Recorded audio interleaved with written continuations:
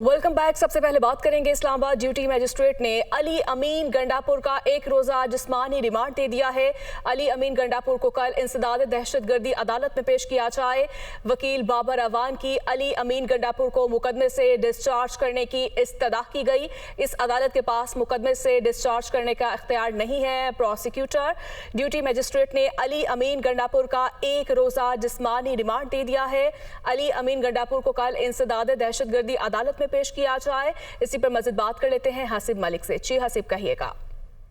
जी बिल्कुल, ये पीटीआई रहनुमा है अली अमीन गंडापुर, जिसको आज इस्लामाबाद के ड्यूटी मजिस्ट्रेट नवीद खान की अदालत में पेश किया गया था और अदालत में पीटीआई के वकील इमरान बाबर अवान वो अदालत में पेश हुए और उनकी जानिब से जिस्मानी रिमांड की मुखालफत की गई और जो प्रोसिक्यूटर थे अदनान वो अदालत में पेश हुए और उनकी जानिब से मौक़िफ़ इख्तियार किया गया कि 5 रोज़ा जिस्मानी रिमांड पर उन्हें अली अमीन गंडापुर को हवाले किया जाए, जिसकी मुखालफत करते हुए बाबर अवान का ये कहना था कि जो पुलिस के पास गुज़िश्ता 24 घंटे से अली अमीन गंडापुर जो है उनकी तहवील में है और 24 घंटे के दौरान उनकी जानिब से क्या तफ्तीश की गई है, क्या चीज़ें रिकवरी की गई है और इसके हवाले से उनका ये भी कहना था कि अगर 2 मिलियन की आबादी में 750 से ज़्यादा बंदे जो हैं वो मौजूद हैं जो दहशतगर्दी की दफात के तहत गिरफ्तार किए गए हैं, अगर आप रिमांड देना चाहते हैं तो 24 घंटे का दें ताकि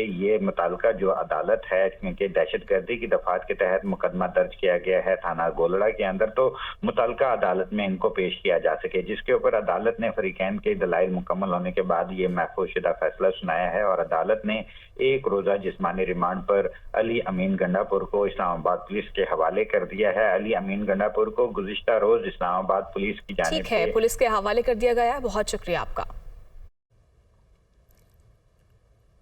पीडीएम हुकूमत का 1 साल, तहरीक इंसाफ का वाइट पेपर जारी करने का फैसला। इमरान खान आज पीडीएम हुकूमत के खिलाफ वाइट पेपर जारी करेंगे। इमरान खान वीडियो लिंक खिताब पर वाइट पेपर की निकाह जारी करेंगे। गवर्नेंस, हुकूमत के जुल्म और सितम और दीगर इशूज़ को उजागर किया जाएगा। तफसीलात जान लेते हैं। नुमाइंदा खुसूसी लियाकत अंसारी हमारे साथ मौजूद है। लियाकत, आगाह कीजिए।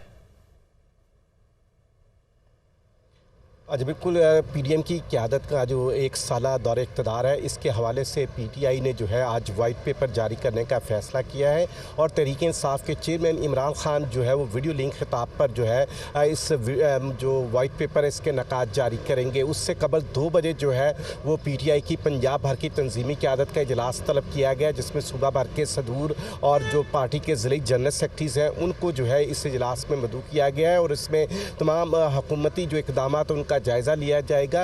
वाइट पेपर में जो है वो हुकूमत ने जो 1 साल में पीटीआई के और सियासी कारकुनों के ख़िलाफ़ जो इक़दाम किए हैं उस पर बातचीत की जाएगी। इस हुकूमत की नाकिस गवर्नेंस और नाकिस मुआशी हिकमत अमली को पीटीआई की क़यादत जो है वो नकात उजागर करेगी और इस हुकूमत में जो मजमूई तौर पर 1 साल पाकिस्तान के इमेज को नुकसान पहुँचा उसके हवाले से बातचीत की जाएगी। तो 2 बजे जो है वो पार्टी की तंजीमी क़यादत का इजलास तलब किया गया और उसके बाद जो है वो इमरान खान वीडियो लिंक खिताब पर जो है इस वाइट पेपर के नकात जारी करेंगे। शुक्रिया आपका लियाकत। मौजूदा मुल्की सियासी और आईनी बहरान में वज़ीर-ए-आज़म मुतहरिक छुट्टी के रोज भी वफाकी काबीना का इजलास तलब कर लिया। सदर मुमलिकत की जानिब से बिल वापस भिजवाए जाने समेत मुख्तलिफ अमूर पर गौर होगा। तफसीलात जानिए इस रिपोर्ट में।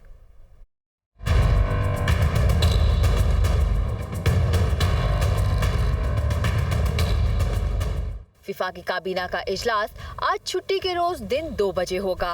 अहम कौमी उमूर पर मुशावरत की जाएगी। वज़ीर-ए-आज़म हाउस में होने वाले इजलास में वज़ीर-ए-आज़म शहबाज शरीफ लाहौर से वीडियो लिंक पर सदारत करेंगे। ज़राए के मुताबिक काबीना इजलास का एजेंडा जारी नहीं किया गया, जो ऑन टेबल फरहम किया जाएगा। काबीना इजलास में आईनी बहरान से निमटने की हिकमत अमली पर मुशावरत होगी और जस्टिस अतर मिनल्ला के इख्तिलाफी नोट के बाद की सूरत हाल पर भी गौर किया जाएगा। इजलास में सदर की जानिब से बिल वापस भेजने के मामले पर लाहे अमल तय करने के अलावा इलेक्शन कमीशन इस्लाहात और खजाना के उमूर का भी जायजा लिया जाएगा।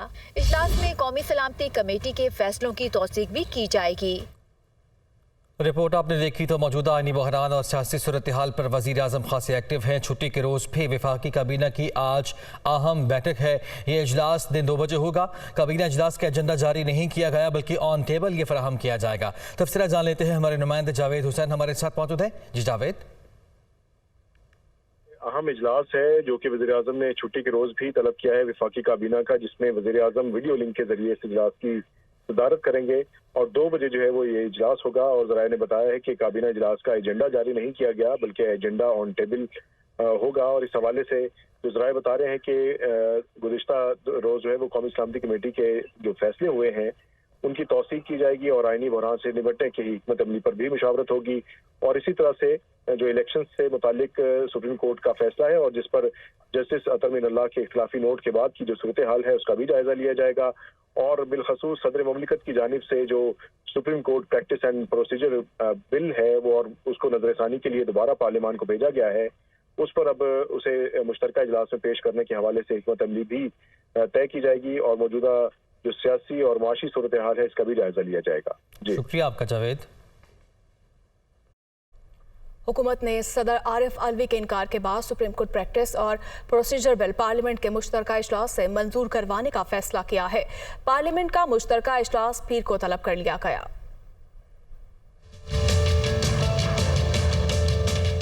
Supreme court practice and procedure bill सदर के एतराजात के साथ असम्बली सेक्रेटेरिएट को मौसूल। हुकूमत का बिल को पार्लियामेंट के मुश्तरका इजलास से मंजूर कराने का फैसला। पार्लियामेंट का मुश्तरका इजलास पीर को दिन 2 बजे तलब। Supreme court practice and procedure bill parliament के मुश्तरका इजलास से मंजूर कराकर दोबारा सदर को दस्तखत के लिए भेजा जाएगा। सदर मुमलिकत ने 10 रोज तक दस्तखत ना किए तो बिल अजहुद कानून बनकर लागू हो जाएगा। वफाकी वज़ीर ख़जाना इसहाक़ डार ने कहा है कि सुप्रीम कोर्ट ने हुक्म दिया कि 10 अप्रैल तक इलेक्शन कमीशन को 21 अरब रुपये अदा किए जाएं। 90 रोज़ में इलेक्शन अब भी नहीं हो रहे। बेनज़ीर भुट्टो की शहादत के बाइस भी नहीं हुए थे। आइन के मुताबिक एक ही दिन में इंतखाबात होने चाहिए। वीडियो बयान में उन्होंने मज़ीद क्या कहा आप भी देखिए। इसमें जो तारीख बाउंड की गई है फेडरल गवर्नमेंट को वो 10 अप्रैल तक ये पैसे वफाकी हुकूमत इलेक्शन कमीशन को मुहैया करे। इन हालात में वजारत ख़जाना का एक अहम जिम्मेदारी पैसों के हवाले से है। इन हालात में वज़ीर आज़म की हिदायत पर मैंने अपना जो दौरा था उसको मैंने ज़ाती तौर पे जो फिज़िकल जाना था उसको ड्रॉप किया है। जहाँ मेरी ज़रूरत है वो हम वर्चुअल मीटिंग्स के ज़रिए मैं इस्लामाबाद से ज्वाइन कर रहा हूँ। कोई कह रहा है कि जी मुझे IMF ने मना कर दिया जाने से। IMF मुझे मना नहीं कर सकता जाने से। पाकिस्तान एक मुल्क है और पाकिस्तान वर्ल्ड बैंक IMF का एक मेंबर है, एक बेकारी नहीं है और पाकिस्तान के डेलीगेशन को कोई मना नहीं कर सकता। इस वक्त जो हालात है पाकिस्तान में और जो एक आइनी बहरान पैदा कर दिया गया है, अब 90 दिन में तो इलेक्शन अभी भी नहीं हो रहे। बेनज़ीर भुट्टो का शहादत हुई तो नहीं हुआ, फ्लड ज़ाहिर नहीं हुआ, अर्थक्वेक तो नहीं हुआ। अभी भी जब अब अभी जो डेट है अगर इस पे भी होंगे तो 90 दिन में तो नहीं होंगे। तो हमने ये शायद कसम खाई है कि इस मुल्क को बहरानों में, जहाँ हम ऑलरेडी मुआशी बहरानों में बहरान में ऑलरेडी गुजर रहे थे और उसके बाद सैलाब का एक कलेमिटी और एक आफत पाकिस्तान के ऊपर आ गई और हम पाकिस्तान को, चूँकि मुझे नहीं मालूम कि वो कौन सी कुव्वतें हैं बैरूनी और अंदरूनी जो उनका दिन रात एक ही कई महीनों से एक गर्दान वो करते थे कि पाकिस्तान ने डिफॉल्ट करना है। इंशाअल्लाह हम हर पेमेंट वक्त पे करेंगे। तो वहीं वफाकी वज़ीर दाखिला राना सनाउल्लाह कहते हैं 2017 में पाकिस्तान तरक्की कर रहा था। नून लीग ने दहशतगर्दी और लोड शेडिंग का खात्मा किया, मुआशी शरह नमू को 6.2% तक पहुंचाया, फिर साजिश के जरिए फितने को मुसल्लत किया गया। वो फैसलाबाद में बाईपास मंसूबे के संगे बुनियाद की तकरीब से खिताब कर रहे थे।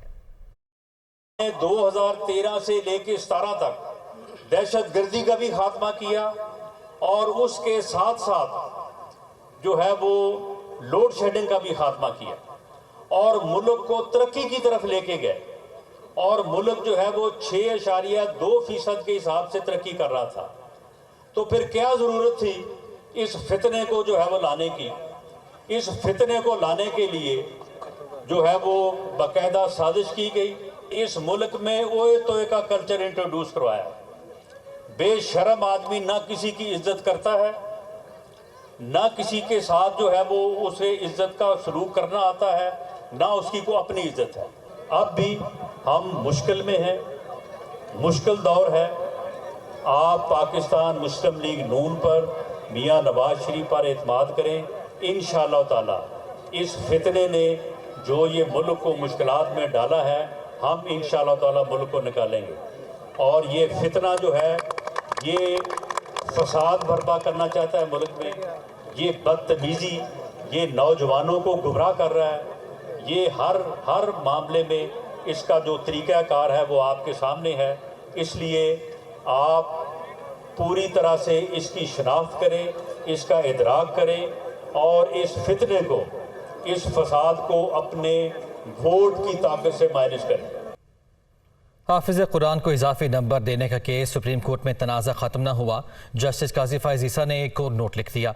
कहा कि उनके 29 मार्च के हुक्म पर 6 रुकनी लार्जर बेंच बनाने की इजाज़त नहीं थी। इशरत अली ने 4 अप्रैल को लार्जर बेंच की तश्कील के रोस्टर पर दस्तखत करके मिसकंडक्ट किया। इस्लामाबाद से रिपोर्ट देखिए।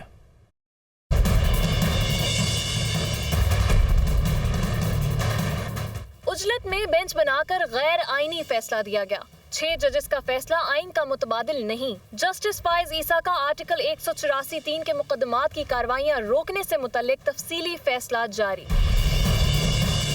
जस्टिस फ़ाइज़ ईसा का फैसले में कहना है कि रजिस्ट्रार सुप्रीम कोर्ट ने मेरे फैसले से मुतल्लिक सर्कुलर जारी किया। रजिस्ट्रार सुप्रीम कोर्ट ने आर्टिकल 184(3) के फैसले को सर्कुलर से मुस्तरद कर दिया। रजिस्ट्रार ने वफाकी हुकूमत के अहकामात मानने से इनकार किया। काजी फ़ाइज़ ईसा का कहना है कि जब ये अंदाजा हुआ कि रजिस्ट्रार का सर्कुलर गैर कानूनी और गैर आईनी है तो 6 रुकनी लार्जर बेंच तश्कील दिया गया। ये जजेस जल्दबाजी में इकट्ठे हुए और चंद मिनट में अज खुद नोटिस कार्रवाई को खत्म कर दिया।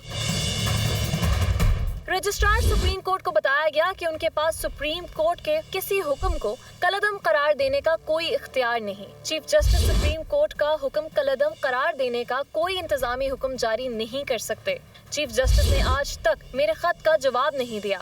जस्टिस काजी फ़ाइज़ ईसा का कहना है कि मुकदमात का फैसला कानून के मुताबिक नहीं होगा तो अवाम का एतमाद अदलिया पर नहीं होगा। जस्टिस फ़ाइज़ ईसा का तफसीली नोट सुप्रीम कोर्ट की वेबसाइट से हटा दिया गया।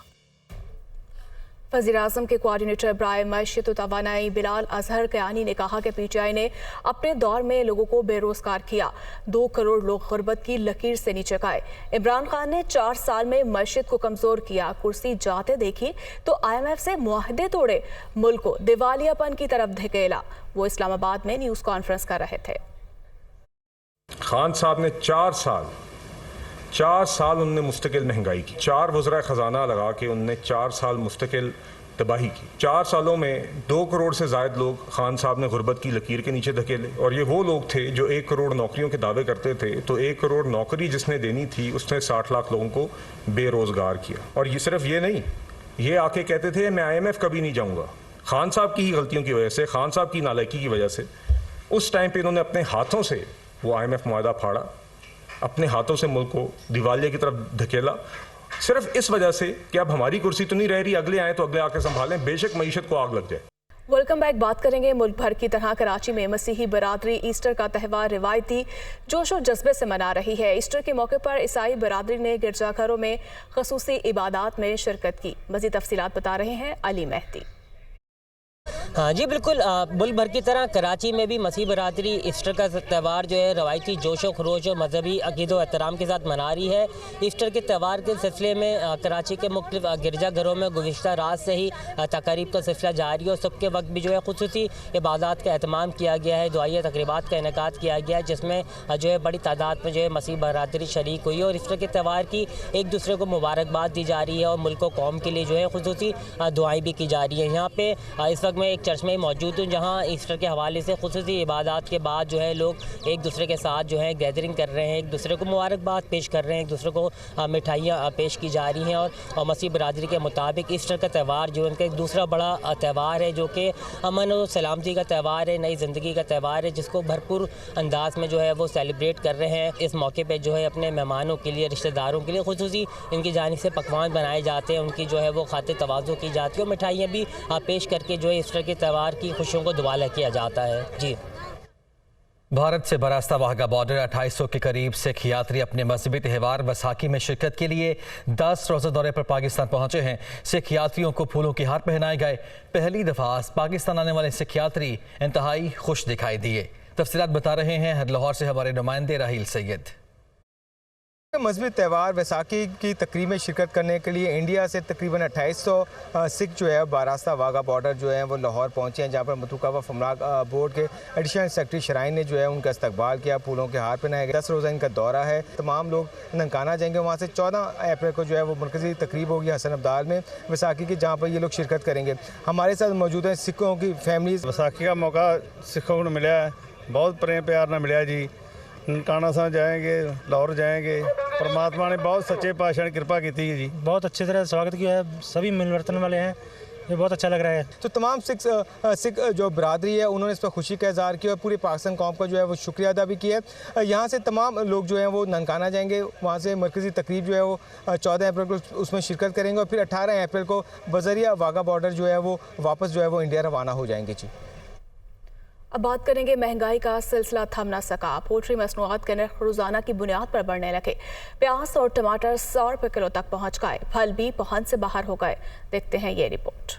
महंगाई ट्रेन ना रुकी। ब्रॉयलर गोश्त 15 रुपए फी किलो महंगा, निर्ख 534 रुपए फी किलो मुकर्रर। फार्मी अंडे 2 रुपए फी दर्जन मजीद महंगे। फार्मी अंडों का निर्ख 261 रुपए फी दर्जन हो गया। प्याज और टमाटर 100 रुपए फी किलो फरोख्त हुए। आलू 70 रुपए फी किलो रहा। लहसुन 450 और अदरक 700 रुपए फी किलो रहे। मटर 200 रुपए फी किलो फरोख्त हुआ। लीमू देसी 500 और लीमू चाइना 200 रुपए फी किलो फरोख्त हुए। अशियाए खुरनोश की कीमतों में होशरुबा इजाफे ने आवाम को जहनी बना दिया। बहुत महंगाई हो गई है, चिकन तो वो कुव्वत बर्दाश्त से बाहर हो गया हुआ है। जिसको आपने हाथ लगाना वो महंगी है। प्याज देख लें वो भी महंगा है। ब्रॉयलर और सब्जियों के साथ साथ फलों की कीमतें भी आउट ऑफ कंट्रोल हो गईं। सेब 200 से 400 जबकि केले 300 रुपए फी दर्जन तक दस्तयाब हैं।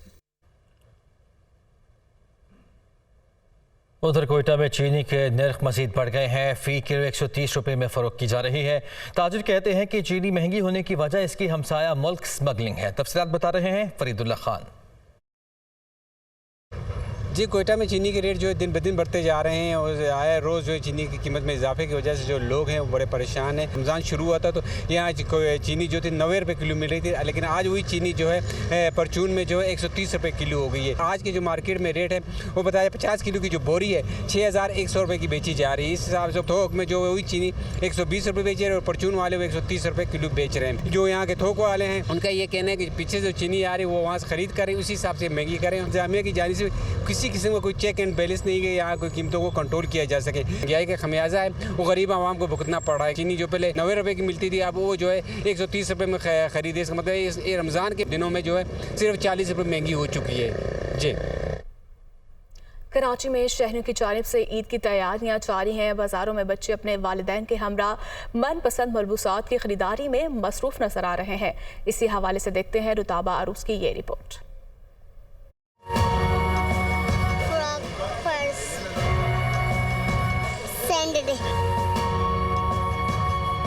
अब झुमके खरीदने, मुझे ड्रेस लिया है, अभी हम लोग शूज लेने जा रहे हैं।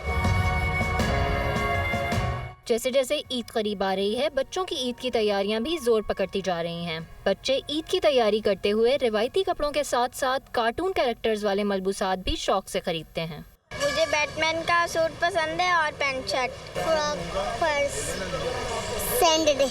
बस अपनी शॉपिंग कर ली और अब झुमके खरीदने मुझे अपने, और मम्मा पापा का थैंक यू, इतनी महंगी महंगी शॉपिंग करवा रहे हैं हमें। ईद के लिए अभी ज्वेलरीज ले ली हैं, स्लीपर ले ली हैं, अभी हमारा ड्रेस रहता है वो लेंगे। ड्रेस लिया है, अभी हम लोग शूज़ लेने जा रहे हैं। दुकानदारों का कहना है बच्चे नित नई फरमाइशें लेकर दुकान में दाखिल होते हैं। कोशिश होती है कि बच्चों को उनकी मनपसंद अशिया दिखाएं। शॉपिंग जब बच्चे करने की नहीं करते तो उनको तो चाहिए कि ये भी ले लूँ, ये भी ले लूँ, ये भी ले लूँ, बस जल्दी जल्दी ले लें। पापा भाई ये ले लें मेरे से, बस जल्दी से ये ले लीजिए। बस इस तरह से शॉपिंग होती है। बच्चों की खुशी के मौके हो तो चल जाते हैं शॉपिंग वगैरह में।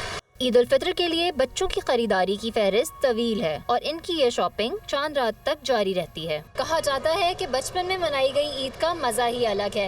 वालिदैन भी खुद से ज़्यादा बच्चों की ईद की तैयारी करके खुशी महसूस करते हैं। कैमरामैन इमरान खालिद के साथ रुताबा अरूस, दुनिया न्यूज़, कराची।